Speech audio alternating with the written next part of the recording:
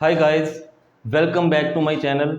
आज की इस वीडियो में हम +2 अकाउंट्स चैप्टर शेयर कैपिटल, उसके अंदर सबसे पहले हम मीनिंग ऑफ कंपनी, उसके करैक्टरिस्टिक्स और टाइप्स ऑफ कंपनी समझेंगे। Before we start our topic, guys please like, subscribe and share my channel. Thank you. First of all हम देखें कंपनी है क्या, इसकी ज़रूरत क्यों पड़ी। Sole trader you have read in your earlier classes. Partnership +2 में अभी आप कर रहे हो। पार्टनरशिप के अंदर से कम दो मैक्सिमम 50 मेंबर हो सकते हैं। अगर तो बिजनेस छोटा है, 10 करोड़ 20 करोड़ 50 करोड़ तक है, तो 10 15 20 25 मेंबर मिलके पैसा लगा सकते हैं और बिजनेस कर सकते हैं। लेकिन अगर हम बड़ी कंपनी, बड़ी फैक्ट्री, बड़ा बिजनेस करना चाहते हैं तो 10-20 बंदे मिलके इतना पैसा नहीं लगा सकते। अगर मान लो आपने अगर बड़ी कंपनियां देखी हैं, आप लुधियाना जाओ या आप गुड़गांव में चले जाओ, आप मारुति सुजुकी का प्लांट देखो, कितनी जगह, कितना बड़ा कारों की फैक्ट्री है। आप लुधियाने में चले जाओ, ऐसी बड़ी बड़ी फैक्ट्रियां हैं जहां 3 शिफ्ट चलती हैं, तीनों शिफ्ट में एक शिफ्ट में 10-10 हज़ार बंदा कंपनी के अंदर, फैक्ट्री के अंदर काम करता है। ऐसी बड़ी फैक्ट्रियां, ऐसी बड़ी कंपनियां लगाने के लिए 10-20-50 करोड़ से काम नहीं होगा। हमें 10-20-50 हज़ार करोड़ से या उससे भी अधिक की ज़रूरत हो सकती है। तो ऐसी कंपनी ऐसा काम करने के लिए पार्टनरशिप में नहीं कर सकते। उसके लिए हमें एक न्यू फॉर्म ऑफ बिजनेस चाहिए जिसको हम कंपनी कहते हैं। क्योंकि एक तो इतने अमीर लोग ढूंढना जिनके पास थाउजेंड्स ऑफ करोड़ रुपीस हों, बड़ा मुश्किल है। दूसरा, अगर किसी के पास है भी, आप कहोगे सर बहुत सारे लोगों के पास पैसे हैं, उसके पास 10,000 करोड़ है, 5,000 करोड़ है, 20,000 करोड़ है, तो वो अगर आपके पास पैसे हैं तो आप किसी दूसरे के बिजनेस में इतना पैसा नहीं लगाओगे, क्योंकि इतने हज़ार करोड़ रुपया उसी व्यक्ति के पास होगा जिसका ऑलरेडी कोई एग्जिस्टिंग बिजनेस चल रहा होगा। तो वो अपने बिजनेस में पैसा इन्वेस्ट करेगा, आपके में नहीं करेगा। तो ऐसी सिचुएशन में हमारे पास क्या रिजोर्ट है, हमारे पास क्या चीज़ है कि जिससे हम ये काम कर सकें। हम एक कंपनी बनाएं। कंपनी बनाकर क्या होगा कि हम थाउजेंड्स ऑफ पीपल से पैसा थोड़ा थोड़ा, किसी से 1000 2000 5000 10,000 करके, लाखों लोगों से पैसा इकट्ठा करके, करोड़ों अरबों रुपया इकट्ठा करके फिर हम कंपनी चला सकते हैं। तो ये छोटा सा ब्रीफ इंट्रोडक्शन था। अब देखेंगे what is the meaning of company. An association of person, association of many person, बहुत सारे पर्सन अगर मिल जाएं तो it is called association of person who contribute money और money is worth into a common stock and to do a common business, और उस business से होने वाले प्रॉफिट को आपस में शेयर करें। तो ये है कंपनी फॉर्म। कंपनी जो है ये अभी हमारा एट प्रेजेंट कंपनीज एक्ट 2013 लगेगा। 2013 में एक एक्ट पास किया था पार्लियामेंट में, जिसमें हमने कंपनी की डेफिनेशन, मीनिंग, सब कुछ जो इससे रिलेटेड, कंपनी से रिलेटेड है, सारा कुछ नया किया था। इससे पहले हमारा जो पुराना एक्ट था वो कंपनीज एक्ट 1956 था। अब आज की सिचुएशन में कोई भी कंपनी जो कंपनीज एक्ट 2013 या उससे पिछले यानी कि 1956 एक्ट के अंडर रजिस्टर्ड है, वो हमारी कंपनी कहलाएगी। तो कंपनी का मैंने ये तो बता दिया, कॉमन पर्पस के लिए कुछ लोगों ने मनी और मनी वर्थ लगाया, कॉमन बिजनेस किया, उसको फिर प्रॉफिट को बांट लिया। तो थोड़ा सा फीचर या करैक्टरिस्टिक देखेंगे कि कंपनी के क्या क्या करैक्टरिस्टिक्स है। सबसे पहले सेपरेट लीगल एंटिटी। जो कंपनी है, it is created by the law, it is an artificial person, it is created by law, it can be dissolve और किल बाय द लॉ ओनली। ये लॉ की नज़र में, कानून की नज़र में कंपनी जो है एक पर्सन है, आर्टिफिशियल पर्सन। इसकी अपनी रिटर्न जाएगी, ये लोगों पे केस कर सकती है, लोग कंपनी पे केस कर सकते हैं। जब कंपनी बन जाती है, कंपनी के ओनर और कंपनी दोनों अलग अलग गिने जाएंगे। अगर सिंपल शब्दों में या एक एग्जांपल से कहूँ, सभी को रिलायंस का नाम पता है। रिलायंस इंडस्ट्रीज लिमिटेड मुकेश अंबानी की कंपनी है। जहाँ तक मेरी नॉलेज है, टोटल कंपनी की कैपिटल में 55% या इससे भी थोड़ा अधिक पैसा या शेयर कैपिटल मुकेश अंबानी की है। तो obviously he is the owner of the company. लेकिन अगर हम यहाँ सेपरेट लीगल एंटिटी की बात कर रहे हैं, अगर कल को कुछ बात हो जाए, कुछ गलत हो जाए। तो कंपनी मुकेश अंबानी पे केस कर सकती है, क्या मुकेश अंबानी कंपनी पे केस कर सकता है? Both will be treated as separate person. One is an artificial person and another is known as a natural person, as you know. Next is perpetual existence. Perpetual existence का मतलब है members में कम members में go but the company goes on for ever. किसी company के सारे share holder भी मर जाएं तो कंपनी नहीं मरेगी, क्योंकि जब शेयर होल्डर मर गए हैं उनके कोई वाली वारिस होंगे, उनके कोई लीगल हेयर्स होंगे तो वो उनकी जगह आ जाएंगे। लेकिन कंपनी कभी मरती नहीं है, कंपनी कभी खत्म नहीं होती मेंबर्स के साथ।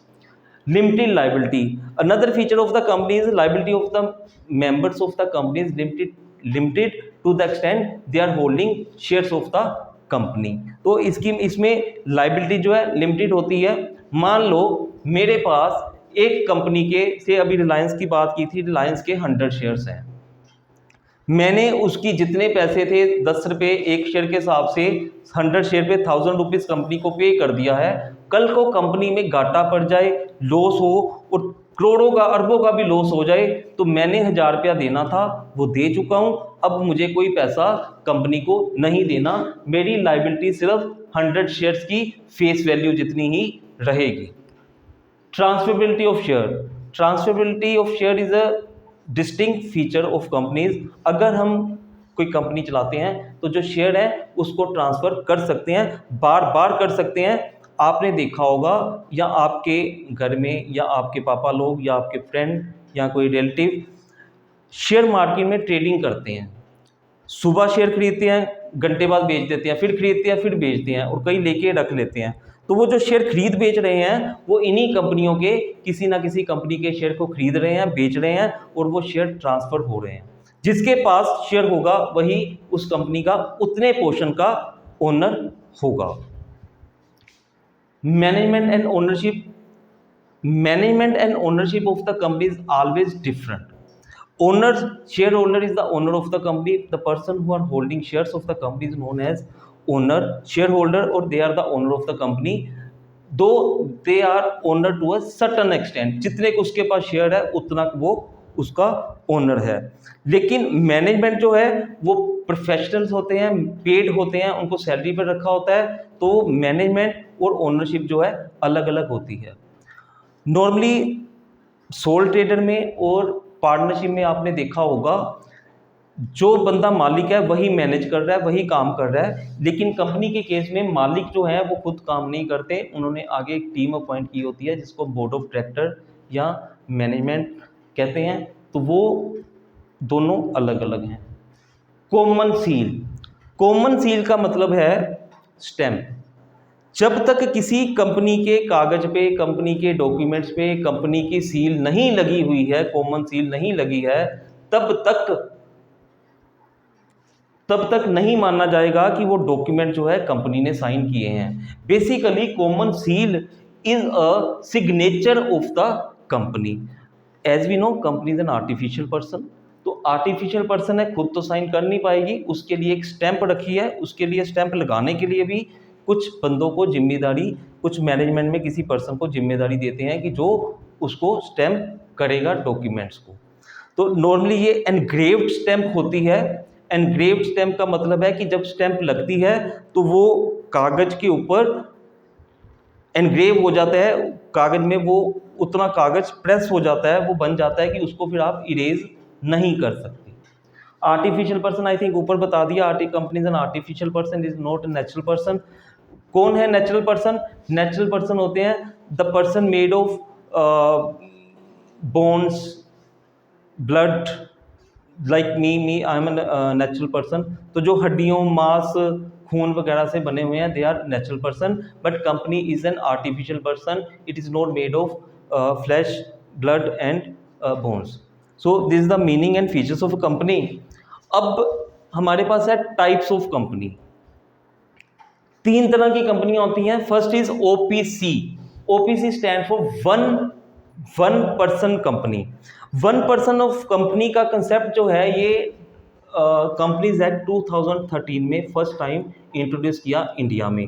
इससे पहले कंपनीज एक्ट 1956 में वन पर्सन कंपनी ओपीसी के बारे में कोई ऐसी प्राविधान नहीं किया था कि हम 1 पर्सन कंपनी क्रिएट कर सकें। लेकिन अभी 2013 में हमने एक ऐसी सिचुएशन है कि अब 1 पर्सन कंपनी बन सकती है। तो first of all, what is 1 person company? 1 person company as a name suggest, अगर एक बंदा ही कंपनी में हो, एक ही बंदा अपनी कंपनी बनाए तो वो 1 पर्सन कंपनी कहलाएगी। इसकी कुछ कंडीशन है कि पर्सन जो है वो नेचुरल पर्सन होना चाहिए, आर्टिफिशियल पर्सन नहीं होना चाहिए, रेजिडेंट ऑफ इंडिया होना चाहिए, सिटीजन ऑफ इंडिया होना चाहिए, और सिटीजन के साथ साथ वो इंडिया में रहता भी हो। उसकी जो उसकी जो नॉमिनल कैपिटल है वो 50 लाख से ज़्यादा नहीं हो सकती। पिछले 3 सालों में उसकी जो टर्नओवर है, सेल है, वो 2 करोड़ से ज़्यादा नहीं होनी चाहिए। अगर कोई व्यक्ति ये कंडीशन फुलफिल करता है तो वो 1 पर्सन कंपनी के तौर पे रजिस्टर हो सकता है। और 1 पर्सन कंपनी, एक व्यक्ति एक ही 1 पर्सन कंपनी बना सकता है और एक ही कंपनी में नॉमिनी हो सकता है। ना तो वो किसी एक से ज़्यादा कंपनियां बना सकता है, ना ही एक से ज़्यादा कंपनियों में नॉमिनी हो सकता है। दूसरा, नंबर ऑफ डायरेक्टर इसमें कम से कम 1 होना चाहिए और maximum number of director can be 15। तो ये ओपीसी 1 पर्सन कंपनी। इसी तरह प्राइवेट कंपनी क्या है? इसमें maximum number of member can B 200 including past and present employees. 200 से ज़्यादा बंदे नहीं हो सकते, कम से कम 2 बंदे होते हैं। इसके अलावा इसमें 1 डायरेक्टर हो सकता है मिनिमम, और मैक्सिमम नंबर ऑफ डायरेक्टर में भी 15। ये कंपनी जो प्राइवेट कंपनी होती है, ये अपने शेयर पब्लिक को नहीं बेच सकती, ये प्रोस्पेक्टस इशू नहीं कर सकती, ये they can not offer to general public कि भाई come and buy shares in our company. इस कंपनी के शेयर नॉर्मली ट्रांसफरेबल नहीं होते, एक जने को दूसरे जने को हम ट्रांसफर नहीं कर सकते। नॉर्मली ये प्राइवेट कंपनियां क्लोजली हेल्ड कंपनी भी बोलते हैं, या प्राइवेट, आपने कई बार सुना होगा यार उसका बिजनेस तो प्राइवेट कंपनी की तरह चलता है। मतलब closely held company, private business, मतलब एक ही फैमिली अपनी फैमिली के अंदर बिजनेस को कंपनी का फॉर्म दे दिया, तो वो प्राइवेट कंपनीज होती हैं। तीसरी है पब्लिक कंपनी। ये वो कंपनी है जिसको आप सुनते हो, जानते हो, देखते हो, समझते हो। पब्लिक कंपनी में minimum number of member can be 7 and maximum there is no limit of the number of members. First thing, public company can offer to the general public कि come and buy, come and invest in our company. Public company जो है, जो public company है उसके share जो है transferable है, एक जने को दूसरे जने को तीसरे को बार बार ट्रांसफर कर सकते हो। जो स्टॉक एक्सचेंज, शेयर मार्केट जिसको आप सुना देखा पड़ा होगा, तो वो शेयर मार्केट में पब्लिक कंपनी के शेयर ही ट्रांसफरेबल होते हैं। तो पब्लिक कंपनी में कम से कम 3 डायरेक्टर होने चाहिए, maximum number of director can be 15।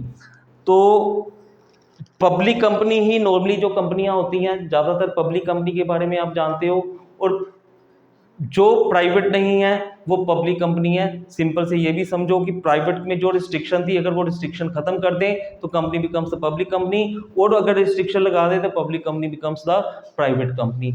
इसमें कोई रिस्ट्रिक्शन नहीं है, नंबर ऑफ मेंबर ज़्यादा कितने भी हो सकते हैं। इसमें इस बात की रिस्ट्रिक्शन भी नहीं है कि आप पब्लिक से नहीं शेयर इशू नहीं कर सकते। इसमें इस बात की रिस्ट्रिक्शन भी नहीं है कि आप अपने शेयर को ट्रांसफरेबल नहीं कर सकते। तो this is the meaning of OPC, 1 person company, private company and the public company. इसी के साथ जो कंपनियां होती हैं, जो पब्लिक कंपनी होती हैं, वो 3 तरह की हो सकती हैं। Company with limited liability, company with unlimited liability, तो कंपनी विद गारंटी। तो सबसे पहले company with unlimited liability. Unlimited liability कंपनियां जो है अब नहीं बना सकते, उसकी रिस्ट्रिक्शन है। अब हम ऐसी कंपनी नहीं बना सकते जिसमें अनलिमिटेड लायबिलिटी हो। लेकिन हमें इसका मीनिंग समझना चाहिए। मान लो कोई भी कंपनी है, मान लो you are the shareholder of the company, तो अगर आपकी कंपनी अनलिमिटेड लायबिलिटी कंपनी है, तो कल को कंपनी में अगर कोई लॉस हुआ तो आपके घर बार, आपका घर, कपड़ा लत्ता, मकान, दुकान, प्लाट, कोठी, बंगला, कार, बस, ट्रक जो आपके पास है, वो आपकी पर्सनल एसेट्स भी बेच के आपको कंपनी को पैसा देना पड़ेगा। चाहे आपको नहीं पता कंपनी वहाँ दिल्ली बॉम्बे में बैठ के क्या काम कर रही थी। इसलिए शेयर होल्डर को प्रोटेक्ट करने के लिए इन कंपनीज को अब बंद कर दिया गया। अब ऐसी कोई कंपनी नहीं बनती जिसमें अनलिमिटेड लायबिलिटी हो। दूसरी होती है कंपनी विद लिमिटेड लायबिलिटी। ये जो कंपनियां हैं यही कंपनी आजकल बनती हैं। ये सारी की सारी जितनी कंपनियां, आपने जो भी कंपनियों के नाम सुने हैं, चाहे रिलायंस का सुना, चाहे Tata motor, Tata chemical, Tata T, चाहे भारती, चाहे ओएनजीसी, चाहे कोई बैंक है, ये सारी की सारी कंपनियां लिमिटेड लायबिलिटीज कंपनीज हैं। लिमिटेड लायबिलिटी कंपनी का मतलब है कि आपकी लायबिलिटी उस कंपनी में सिर्फ और सिर्फ उतनी है जितनी वैल्यू के शेयर आपके पास हैं। मान लो आपके पास 5000 शेयर हैं और एक शेयर की कीमत है 10 रुपये और टोटल 50,000 की लायबिलिटी आपकी है। चाहे कंपनी को 10,000 करोड़ का लॉस हो, चाहे 20,000 का हो, चाहे 50,000 करोड़ का लॉस हो, आपकी लायबिलिटी कितनी है? 50,000 पे 5,000 इंटू 10, 50,000 रुपये। और अगर आपने वो 50,000 रुपया ऑलरेडी कंपनी को दे दिया है, क्योंकि जब आप पैसे दोगे तभी आपको शेयर मिलेंगे, तो अब आपकी और कोई लायबिलिटी नहीं रह गई, क्योंकि जितनी आपकी लायबिलिटी थी already paid to the company. उसके बाद तीसरी है company limited by guarantee. Company limited by guarantee में क्या होता है कि जब कंपनी बनती है तो कोई reputed person, reputed institution, reputed company या गवर्नमेंट गारंटी दे दे कि कल को लॉस हुआ तो I will be responsible by this amount. तो मान लेते हैं, देखो नॉर्मल सर्कमस्टांसेस में आम बंदे के पास इतनी कैपेसिटी नहीं होती कि वो गारंटी दे पाए। नॉर्मली ये गारंटी स्टेट गवर्नमेंट या सेंट्रल गवर्नमेंट देती है। एग्जाम्पल के लिए मान लो कोई भी एक नई कंपनी बनी, उस कंपनी का टोटल साइज है 10,000 करोड़ रुपया।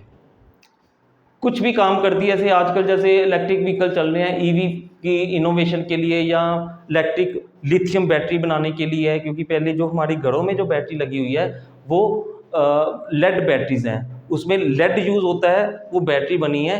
लेकिन जो व्हीकल में बैटरी आ रही हैं, इलेक्ट्रिक व्हीकल में बैटरीज आ रही हैं, वो लिथियम बेस्ड बैटरीज हैं। तो मान लो कंपनी कहती, गवर्नमेंट ऑफ इंडिया कहती है कि भाई आप प्लांट लगाओ, हम पीछे बैठे हैं, लोगों ने पैसा इन्वेस्ट कर दिया, अब डर है काम चलेगा नहीं चलेगा, ठीक है। तो गवर्नमेंट अगर कह दे, गवर्नमेंट ऑफ इंडिया कह दे, मोदी गवर्नमेंट कह दे कि इस कंपनी में जितना भी लॉस होगा कल को या जितना भी पैसा लगा उसकी गारंटी भारत सरकार देती है, तो ऐसी कंपनी में this company will be treated as company limited by guarantee. तो उसमें गवर्नमेंट ऑफ इंडिया ने आप लोगों को गारंटी दे दी है कि अगर कंपनी कल को लॉस होता है तो आप लोगों का, जनरल पब्लिक का लॉस गवर्नमेंट ऑफ इंडिया नहीं होने देगी। तो आज की इस वीडियो में हमने ये सब किया। Okay, thank you, have a nice day.